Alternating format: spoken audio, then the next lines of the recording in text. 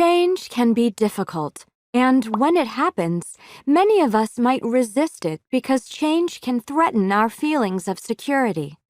A big change, like a move to another city or having a baby, can drastically change the routines we know and love. But smaller changes like having a new English teacher or getting different responsibilities at work can also be unsettling. But change happens, and if we want to grow, we must learn to anticipate and embrace some of these changes.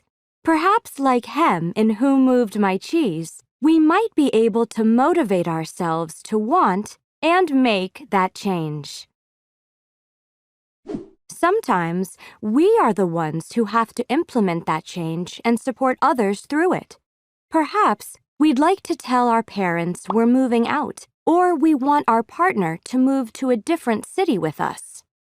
Perhaps we want to change the way certain things are done around the house or the workplace. Or perhaps we want to introduce some new routines.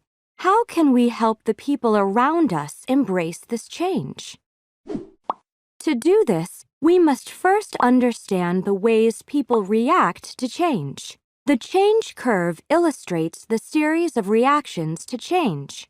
First described by psychiatrist Elizabeth Kubler-Ross, there are a number of stages we go through when we are faced by change.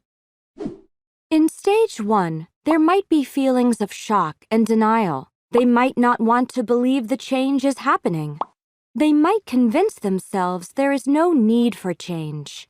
It's important at this early stage that we are open with information and answer any questions they might have.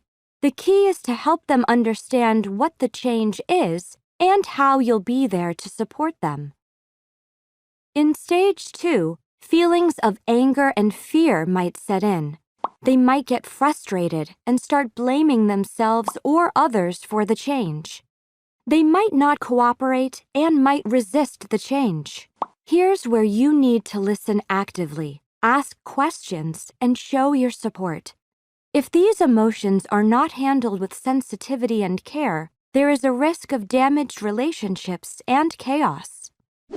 In stage 3, we start to see some acceptance of the change. People stop focusing on what they've lost and are ready to be open to what's new. So allow them the chance to experiment and try things out, and highlight the benefits that this new change can bring. When we get to stage 4, we see people embracing the change and even getting used to it. This is the time for us to recognize their commitment to the change. By showing appreciation of their flexibility, this can also encourage them to be less resistant to change in the future.